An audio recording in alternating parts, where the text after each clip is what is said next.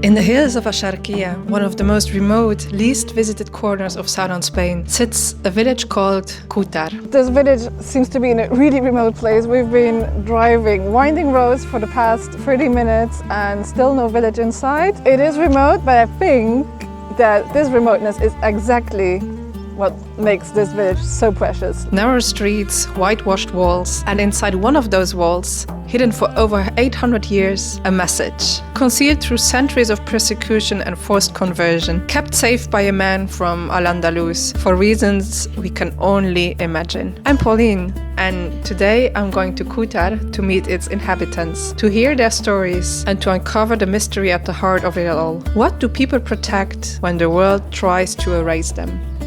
And welcome to Cútar!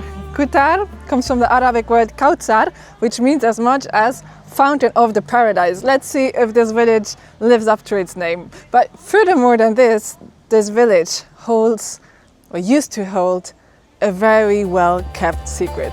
Let's go and explore.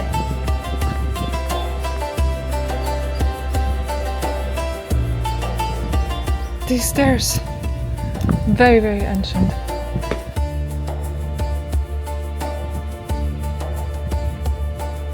This church tower, like so many of the towers here in Axarquia, used to be the minaret of the former mosque, but when the Catholic kings took Axarquia and Andalusia over, they converted all the mosques into churches, and that's why still until today many of these churches do remind you of a mosque.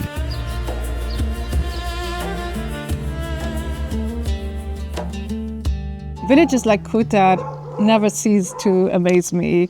Yes, there's Granada, yes, there's Córdoba. However, it's in villages like this, like Cútar, where everyday people lived and they lived together and coexisted and created actually one culture, which is the culture of Al-Andalus. Right, it was not always the perfect coexistence. It was not always perfect or peaceful. However, it was one culture and three different facets of it, right? There was the Jewish Sephardis, there was the Moorish, and there was the Christians, right? And somehow it worked until the Catholic kings came and forced the Moorish people to either leave the country or to convert to Christianity. So it makes me think about tolerance and coexistence and how actually these three religions created to one of the most blooming and flourishing episodes in our history, right? It was the epicenter for philosophy, for literature, science. And it all collapsed when tolerance collapsed, when acceptance collapsed.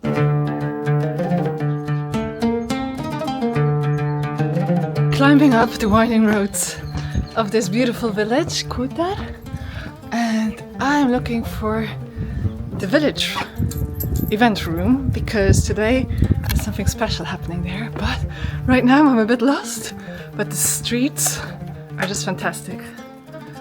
Look at this.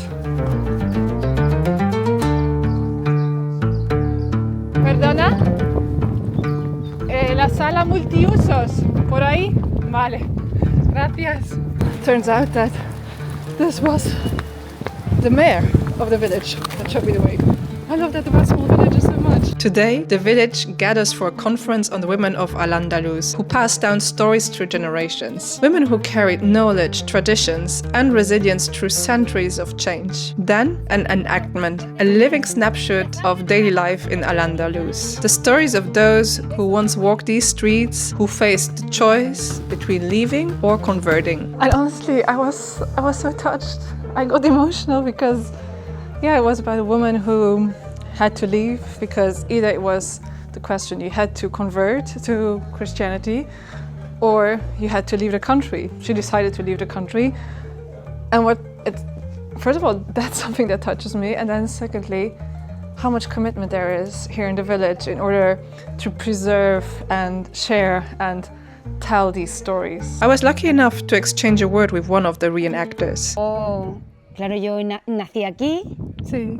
Siempre he vivido aquí, yo estoy muy orgullosa de Cútar, yo siento Cútar muy adentro. Pues mira, yo antes nunca lo había pensado, no me lo había planteado, y a raíz del hallazgo ese, de ver esa historia contada, pues a mí me llegó. Entonces a mí representar esto, pues me gusta mucho, sobre todo porque sé que eso ha sido real, en la convivencia y la historia, lo que pasó, el que los moriscos tuviesen que huir si no querían convertirse. But there is one story at the center of Cútar that has waited centuries to be told. Mi nombre es Mohammed bin Ali Muhammad Al-Jayyar Al-Ansar. A story so tied to the region's past that the village built a museum to guard it. And all of this is the museum dedicated to the Quran that they found here in Cútar. So there was a man living here in Cútar called Muhammad Al-Jayyar. He was confronted with the same choice, and he decided to leave. But before he would leave, he would hide inside the walls of his house. He would hide a Quran and a few manuscripts. And then he left in the hope that one day he would maybe come back, return, and also in the hope of preserving that Quran, that it would not get destroyed, right? But he never came back, and the manuscript was only found in 2003. So that's hundreds of years that this Quran has remained untouched and undiscovered in the walls of one of these houses here in Cútar. Muhammad Al-Jayyar, he knew exactly that it wasn't allowed to keep anything written in Arabic, and that included the Quran. And that's why he decided to hide them behind the walls of his house in the hope to preserve them. And this is a facsimile of the Quran Cutar, one of the oldest in Spain. And a little bit of a background story.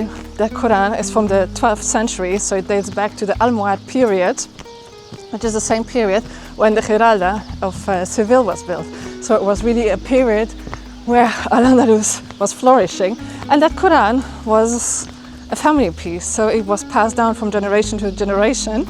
And Muhammad Al-Jayyar, when he had to choose between converting or leaving the country, he decided to hide some of his most precious writings and belongings, which were the Quran and two of his writings, which are a precious source of information of daily life in Al-Andalus. 800 years ago, when the world tried to erase them, a man of Cútar protected what he couldn't bear to lose, a piece of faith hidden in a wall. He trusted that the future would remember, and it did. Today, even 800 years ago, the story was buried deep in the hills and in the walls. It still resonates. People gathered in this village to remember it together, and that is not a small thing.